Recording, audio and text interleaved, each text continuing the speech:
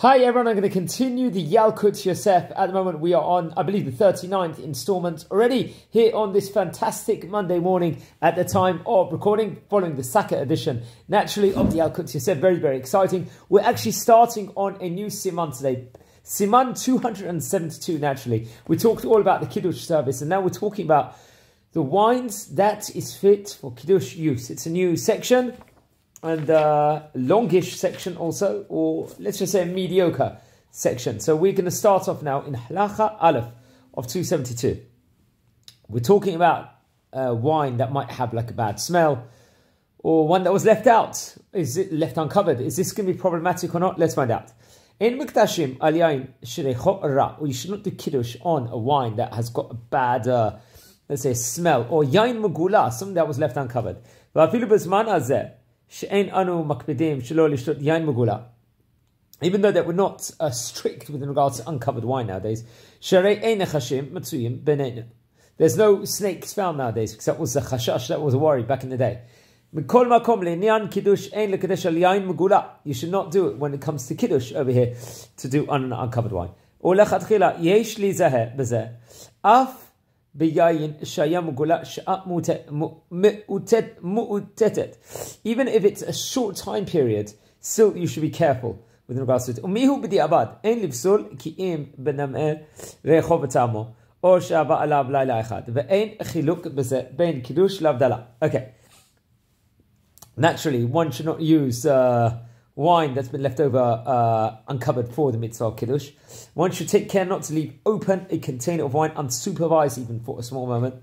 If wine was left uncovered and unsupervised over here, and one has no other wine to use, one may still use it for Kiddush unless its flavor and fragrance have changed adversely, or if it was left uncovered overnight. The same rules apply for Havdalah, so seemingly it will still be allowed to use. Okay, left uncovered and it became vinegary flavor. What is the din over here? Im avad kiddush al yain magula. B'kiddush halayla ein tzarich lachso v'lekadesh. Teish lachush le'isu bracha levatala. Okay, so say you naturally, if someone left it uncovered and did the kiddush over it, you don't need to do the kiddush again. There's this worry of bracha levatala, bracha in vain. Aval biyom she'ein rak brachat borei paragefen. Okay, if it's a daytime kiddush over here, then there is, and it's turned, let's say, vinegary over here on the daytime, you must recite kiddush again on a palatable wine over here. If it turned vinegary, this is. Okay. Aval biyom she'en rak berakat borei paragefen. Tov lachsov lekiddush al yain kasher. Ve'im kiddush b'leil Shabbat al yain. וכשטעמו ממנו נמצא שחומץ, צריך לחשוב ולקדש על יין אחר. ברכת הגבן, ברכת הקידוש. Even in the night time this happened, where it tastes vinegary now, the kiddush, the wine does, then you have to go back and say bracha again on another wine. ברכת הגבן, ברכת הקידוש. Also naturally, gefen and kiddush. במה דברים אומרים? כשנמצא שהחומץ גמור, שאם היו שופכים ממנו על גבי קרקע היה מבעבע. אבל כל שאינו מבעבע. We're talking about here where it's mamash become vinegary over here. What's the terminology they use over here? It is, let's say that this wine over here, you have to spill it on the floor and it froths. If it's going to froth over here when it's spilled, then it's a sign it's a very strong vinegar. Then you have to go back and do the bracha again, because it's a you didn't do. But since we're not experts, what is wine and what's like vinegary? If it doesn't froth, then seemingly you do not say the bracha again, seemingly over here. Because then it could be bracha levatala in that case. Okay. Halacha Gimel at the moment, we're talking about turned vinegary and was cured again. So it becomes vinegary, then it goes back to its wine status. Can this happen or not? Let's find out. Yain shach mitzvah nifsel kiddush. Okay, so it's become vinegary, froth, and you can't do it for kiddush. V'achar kach natnu letocha chomer shegorem leyain lahashbiah. You put in some sort of a material that's going to make it back into a meshubach wine, something good. Yesh omrim the pasul lekiddush, the apal pi shechazal iten ta'am tov, keven shnimsal shuv eno chozel lachshiro. Once it becomes forbidden and invalidated, it cannot return to its status, according to popular opinion, that it cannot return now to become into a kosher wine. V'yesh machshirim she'oto lekiddush. Okay. Some people will hold it, some of the great Rabbanim will hold. Also, you can do it Kiddush because now it's a potable beverage again. So, freshly squeezed grapes. What's the din here, friends? מותר לקדש על יין חדש, אף שנעשה בערב שבת, ולכן מותר לשחוט מערב שבת אשכול ענבים, ולומר עליו קידוש היום. So it's going to be permissible. If you squeeze grapes on a Friday afternoon, it may be used for the Kiddush that evening. White wine. What's the din with white wine over here? Can we do that? Okay. So I think we've talked about this before over here.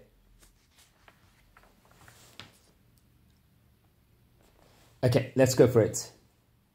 Let's start. White wine. What's the din over here? לכתחילה מצווה לקדש על יין אדום.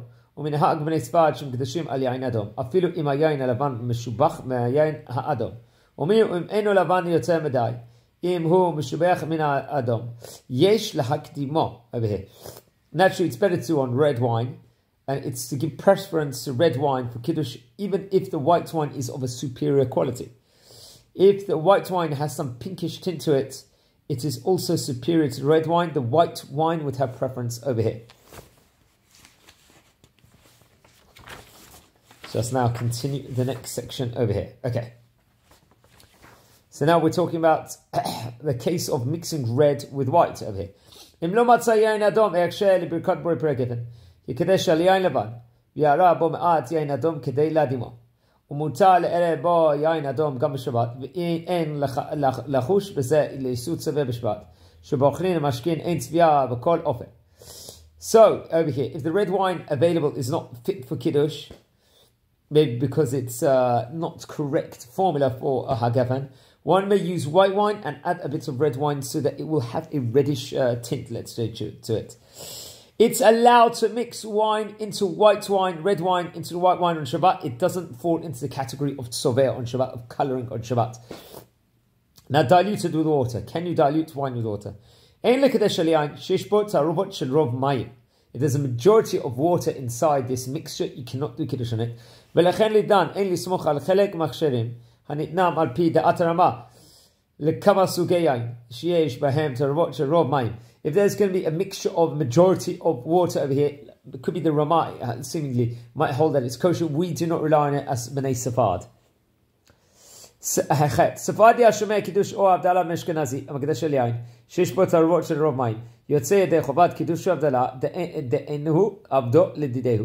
Okay, if an Ashkenazi is going to listen to a Sephardi is going to listen to Ashkenazic Kiddush over here, since Ashkenazi is reciting Kiddush correctly according to the poskim he follows, it's a valid Kiddush for a Sephardic person to hear themselves. So about raisin wine, let's find out now about this. Okay, Yain shel tzimukim, dainu sheshulim amtzukim b'mayim, mekadshim alav. If you've got wine made of raisins and you soak the raisins in water over here, we can do Kiddush on it. Over here.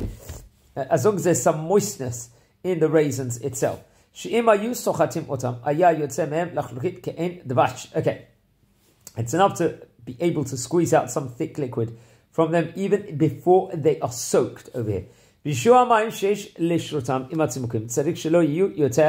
משיעור הצימוקים לאחר שנטבחו במים, וכן במזיגת היין במים לקידוש. לעולם צריך שהרוב יהיה יין במיעוט מים, כדי שיהיה בו טעם יין, אבל אם הרוב מים, ברכת שהכל נהיה בדברו. Okay, once the raisins are rehydrated through soaking, the volume of the water added forward afterwards to make the actual wine must not exceed the volume of the now bloated raisins. If the volume of the water is greater than that of raisins, one may recite only the blessing of She'akol Niyeh Bidbara over the beverage. This is similar to the halacha regarding diluting wine with water. One may not dilute it with a greater volume of water, and if one does, one may recite only the blessing of She'akol Niyeh Bidbara over it.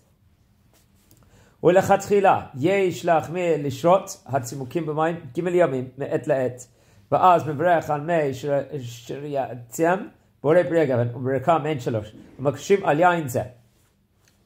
אך המקל לברך בורא פרי הגפן בשירת הצימוקים במים פחות מכן, באופן שמציקים נתנו טעם במים כטעם יין, ממש, יש לו על מה לסמוך. Okay. So over here, it's preferred according to halacha to soak the raisins 72 hours. It's 3 bunches of 24 hours. Then one may definitely recite the blessing of Borei Peri HaGefen over the resulting beverage over here.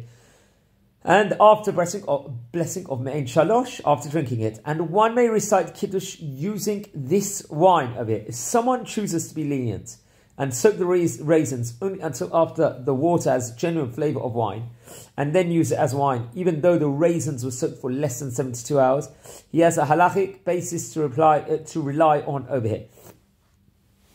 Okay, let's continue. ואם שורת צימוקים במים וסוחט אותם היטב באופן שמוציא מהם את כל הלכלוכית בהם, אין לדון על זמן הכבישה, וכל שכן אם קטש את הצימוקים ואחר כך שרה אותם במים וסחט אותם בהיטב, ובפרט אם שורה אותם במים חמים, כדי שיתרחכו.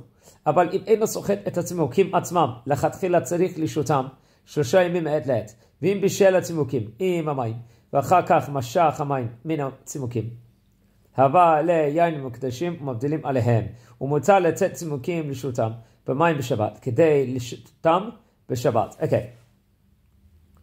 We talked about it. Okay.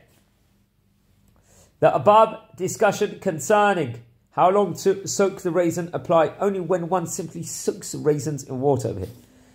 If one squeezes a liquid out of rehydrated raisins, though, it does not matter how little time they have been soaking. Likewise, if one chopped the raisins into small parts, rehydrated them, and squeezed the liquid from them, the resulting liquid is considered wine in every instance of it.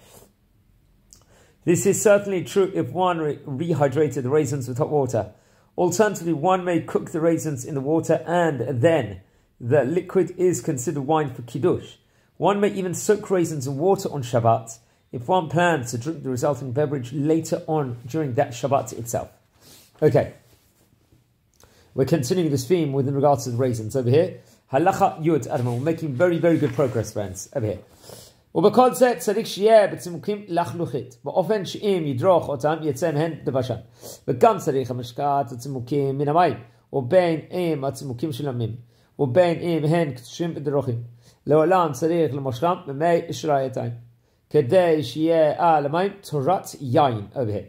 In any case, the liquid is considered wine only after the raisins or raisin bits are removed from it. This is so regardless of the amount of time they have been soaking.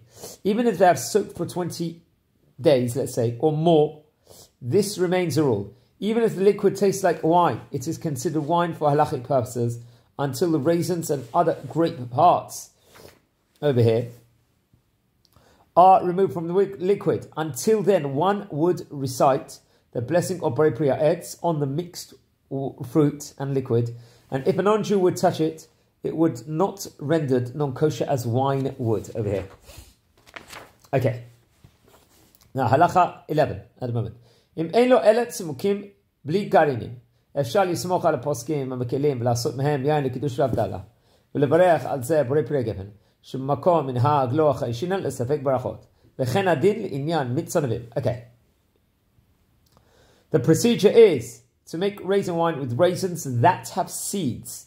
If the only raisins available are without seeds, one may rely upon the poskim who rule that one may make wine from seedless raisins. Recite the blessing of Borei Peri HaGefen on it and use it for Kiddush and Havdalah over here.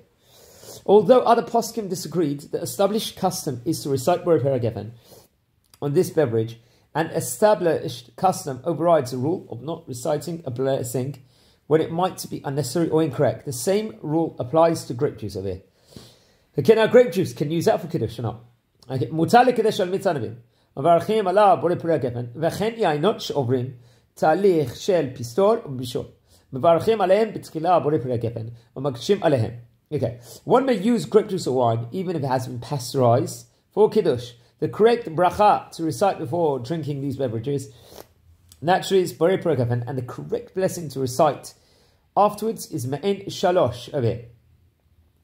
וכשותים מהם שלא בשעת הקדוש או בסעודה, מברכים לבסוף ברכת על הגפן ועל פרי הגפן, וכן המנהג ומקום מנהג אין חושין לספק ברכת לבטלה. One may use these wines for Kiddush on Shabbat and Yom Tov, although there are poskim who ruled otherwise. This is established custom and it overrides any doubts over here. Halacha Yud Gimel, Shabbat desecrators. What's the din with regards to that? Maybe listening to Kiddush, or they're giving us a wine. Let's say, Hamarech bebeito beled Shabbat Yehudi Chiloni Mochalel Shabbat b'far Hesiyah. You're in a secular Jew's house, and they actually break the Shabbat, unfortunately, in public. Very, very. We hope they don't. Im yesh shash im mizog mayayin nachon yotzei shmarev Shabbat yatziach et hayayin yishei et hayayin ve'tichito al esh ezo regaim. If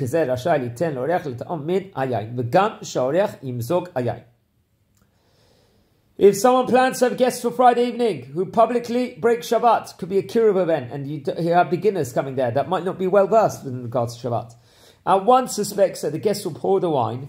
The correct thing to do is to heat the wine in a pot until it's boiled for several minutes. Once he has done this, he may invite his non-religious guests to drink from the wine, and the guest may pour for himself and for others as he pleases. ואם לא עשה כן, ישתדל למזוג לעצמו את היין, וייתן לאורח מעט מהיין בכוס נפרד, או מה שנותר מהכוס של האורח ישפוך. Okay, so if this is a case where you don't do this, you should pour him a little bit aside, give him, and anything he doesn't finish, pour it, spill it, because you don't know, maybe someone else might want to taste it. ואם האורח הבא ומזג את היין לבעל הבית, אם האורח מתפלל בשבת, יש לסמוך על האחרונים שמקלים בזה, וברד מקום שיש לחוש למחלוקת ואיבה. What if he pours the wine for the owner of the house? If he's a person that davens on Shabbat, let's just say he's at that level, there are some achronim what will be lenient on it, some, not all. This is specifically because of the reason of there being argument and eva. There could be like some animosity afterwards and agitation. So on those reasons, but that's according to some, and that's only if he's davening on Shabbat. ובעיינות שלנו בארץ ישראל, שבלאו הכי רובם הפוסטרים, אין לחוש בהם ליין נסח כלל. We don't worry about yain nesach in Israel, and it's pasteurized, the wine in Israel. ודינם כדין יין מבושל, it's called the din of yain מבושל, cooked wine. ושומע קידוש מחלל שבת והפסיה, ואי אפשר לו לקדש בעצמו, ונאלץ לצאת ידי חובתו על ידי אחר כזה. יש לו על מס לסמוך, ויוצא ידי חובת קידוש. אך טוב שיאמר בלחץ קידוש היום, אם המקדש וייתן בכוס אינו בשעה שמקדש. If he's in a situation where the person saying the Kiddush breaks Shabbat publicly, and one has no option to recite Kiddush for oneself, there is a basis to rely on, so that one's fulfilled obligation by listening to this individual who breaks Shabbat. If possible over here, one should recite Kiddush in a whisper, along with that person, while looking at the cup of the wine, while he's saying the Kiddush also. While it's in the non-Jewish person, while it's in the secular Jew's hands, or the one that's not so religious. Okay. Yudalet. Asu, okay, non-Jewish wine. Asu l'kadesh al stam yainam. O al yain shenaga bo mechalel Shabbat v'arpesia. Bo'ofen shelo harticho et hayain. You cannot naturally do Kiddush wine that's from a goy, or something that breaks a Shabbat in public. V'lechen, af im lo matzah yain acher, lo yikadesh al stam yainam. You can't just do it on any wine, even if you don't have wine, general wine. O al yain shel mechalel Shabbat v'arpesia. You cannot use a guy that publicly desecrates a Shabbat. His wine over here. There's option, naturally, to do the Kiddush on bread.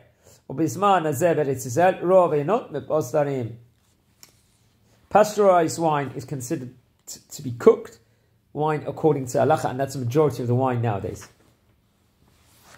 Continuing this theme now, here in Halacha 15. If he did it on wine produced by non-Jews, although it was wrong to do so, you have fulfilled the obligation of Kiddush over here. Popular drinks now, can you use that for Shabbat? We're talking now, okay. אפילו במקום שאין יין מצוי, אין לקדש בליל שבת על חמה מדינה כגון שכר או בירה. שכר או בירה. Ideally, you can't do it on the popular drinks, you could do it on bread. וכן פסק מרן בשולחן ערוך, כדעת הפוסקים שאין לקדש בליל שבת על חמה מדינה, אלא יקדש של הפת. According to Shulchan Aruch, you should do it on bread and not on popular drinks, beer and stuff like that. אבל בשחרית של יום השבת, אם אין לו יין מקדש על חמה מדינה, דהיינו שיחה או בירה. שאם יקדש של הפת, אין שום הקל לקידוש. If it's a daytime Kiddush of it, then there might be a preference to do it on those popular beverages as opposed to bread, because of the recognizable of Kiddush, Hekel Kiddush. Because you've also got the mitzvah of saying the bracha of Hamotzi Lechem Min Haaretz on the bread. But Ma Yodoah Shekanavato Kiddush. For every time one eats bread during the weekdays or on Shabbat, one must recite the blessing of Hamotzi. Therefore, if one has no wine, one should recite Kiddush of a beer or another popular alcoholic beverage in that point in time. Halacha 17. Continuing on this. Ha'ikal halacha. Kedat maran she'en lekedesh kiddusha rabba al bir o shecha v'chama medina kshesh yain be'eh. You should not say, according to Moran Shulchan Aruch, the Kiddush, or the daytime Kiddush. Okay, the halacha is that one may recite the daytime Kiddush of a beer only when there is no wine available in the city and it's ruling of Shulchan Aruch. If there is wine available, but very expensive, one must still use wine and not beer. So price doesn't make a lenience to this. It's not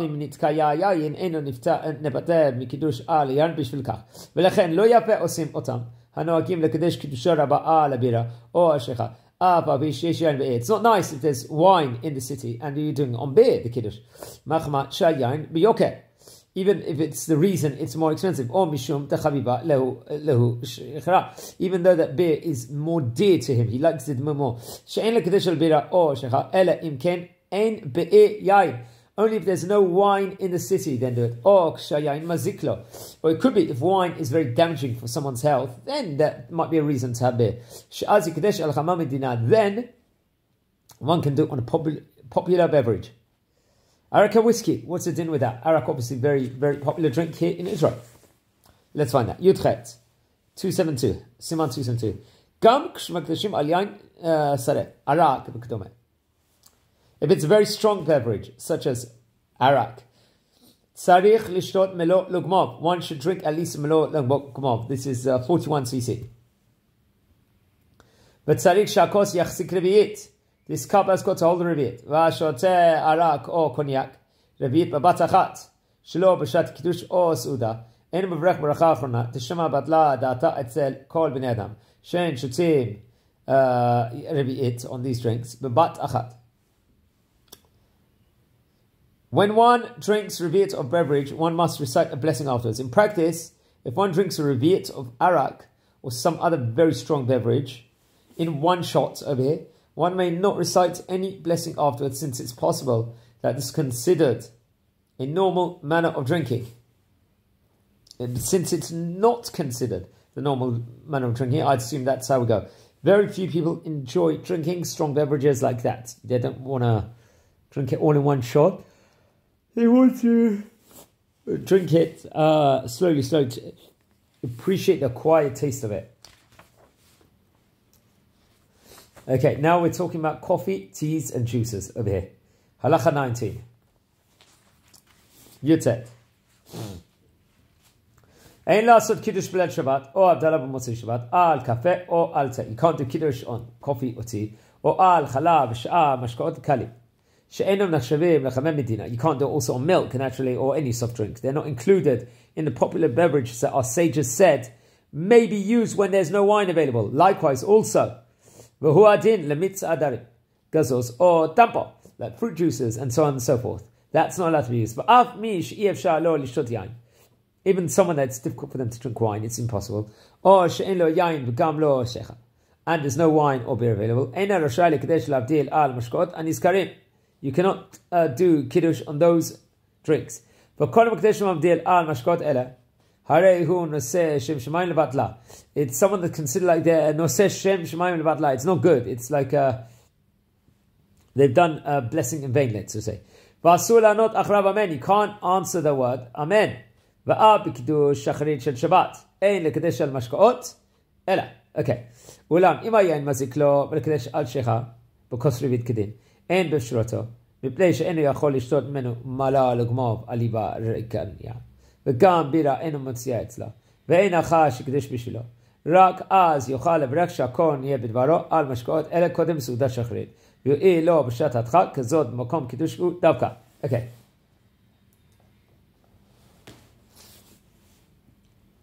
These beverages should not be used for the daytime kiddush either. However, if someone cannot drink wine for health reasons. No beer is available. He's incapable of drinking melola gmap of a strong liquor, or especially on an empty stomach, and no one else is available to recite Kiddush over the wine for him. Then it is possible to recite the daytime Kiddush over a reviet of a popular non-alcoholic beverage. He should recite the blessing of Shakol Niyeh B'Dabaro over there in those cases. Okay.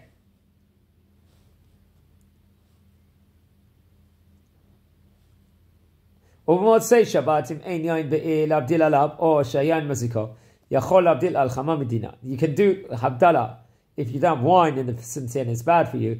You can do it on חמה מדינה כגון סך או בירה. Then you can do it on beer and those popular drinks.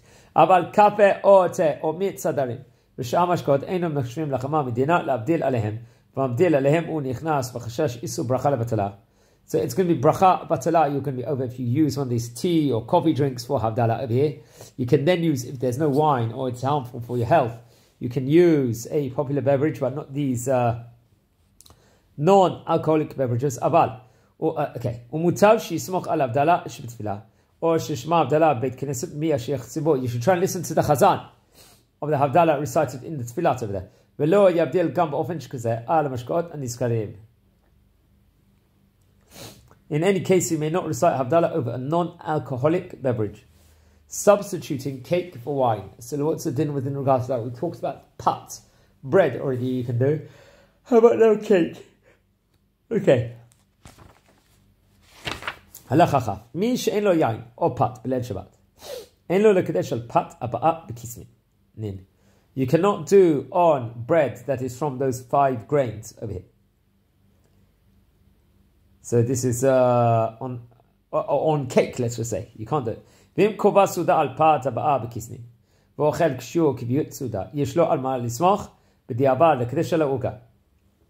he plans to at least 216 grams of the cake, which is considered making an entire meal of it, according to Halacha, there is a basis to rely on to recite Kiddush over the cake. Substituting other foods for wine. And what's the din over here?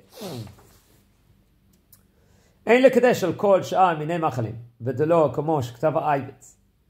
not possible to write Kiddush over foods other than bread, contrary to the ruling of the Ayavitz, which is Rav Yaakov Evden.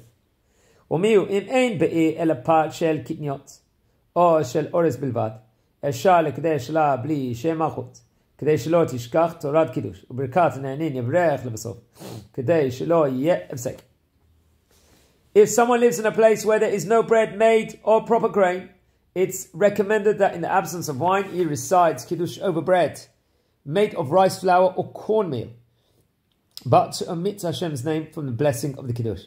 This is so that the concept of reciting Kiddush will remain in one's conscience.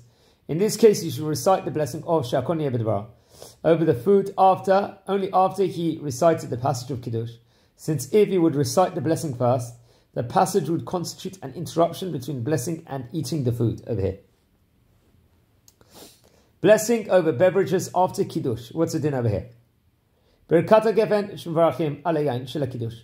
Poteret yain shebetocha suda. Ve'eno ta'on bracha v'kol ze kshur ragil lishtot yain besuda. Aval im lo ragil lishtot yain besuda, af im ta'am hayayin shel Kiddush.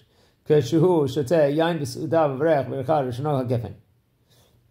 After one recites a bracha of HaGefen over the wine, it will not be necessary to recite that blessing again if one wishes to drink wine during the meal. However, this is only true if this person, at least occasionally drinks wine during his meals. If he almost never drinks wine during the meal, then although he drank from the wine of Kiddush, he will need to recite the blessing of Borei HaGefen again if he decides to drink wine during the meal. In any case, it will not be necessary to recite the after blessing over the wine. It's automatically covered with the Birkat Hamazon recited after the meal. This is so whether or not one uses a cup of wine to accompany the reciting of Birkat Hamazon. Now, Hashomim Kiddush na'aseh beit. Okay, I'll just finish that off. Okay. V'le'inyan bracha achrona en vrachim bracha achrona al hayan sheshata b'kiddush. או ששתה בסעודה, שברכת שברכת המזון פותרת, בין שמברך ברכת המזון על כוס, בין כשמברך ברכת המזון שלא של הכוס. Okay. Now we're continuing the theme of above over here. Okay. Halacha 23. Hashomim Kiddush na'aseh beit knesset achat tfilat musaf. ומכוונים לברכת ברך הגפן כדי לצאת ידי חובת קידוש. אם טעמו מעט מן היין, אפילו טעימה בעלמא, כשבאים לשתות שיחה או שאר משקאות קלים, אינם צריכים לברך עליהם שהכל. שהאין פוצע כל המשקים, ודין השמר כדין המקדש בעצמו. If someone hosts a Kiddush in the synagogue for the benefit of the congregation on Shabbat morning, and after Kiddush everyone takes a sip from the wine and proceeds to eat cake or other food, they do not need to recite the blessing of Shakon Yebedvar over any beverages they drink. The blessing of Borei Peri HaGefen covers all beverages automatically for anyone who sips the wine. Not only for the one who recited the Kiddush, anyone who did not sip the wine at all, however, must recite the blessing of Shakon Yebedvar over any beverage he might drink, even though he fulfilled the mitzvah of Kiddush by listening to the blessing of Borei Peri HaGefen. In fact, this is contrary to the rule of Arab Yitzchak Zev Soloveitchik. These rules apply for Ashkenazi Jews as well. אבל אם לא טעמו מן היין, צריכים לברך על המשקים שותים אחר הקידוש. שאף על פי שידי חובת קידוש יוצא, ודלא הרב סולובייצ'יק. בכל מקום ידי חובת ברכת הנהל. לא יצא אלא אם כן טעמו מים, והדין כאן אף לאשכנזים. That rule applies also to Ashkenazim over here. So guys, I'd like to dedicate this lunch to Rabbi Leo D's wife, Lucy Leah D, and his two daughters. And maybe this whole series is for them. And next installment will be in Siman 273, Kiddush at the location of the meal.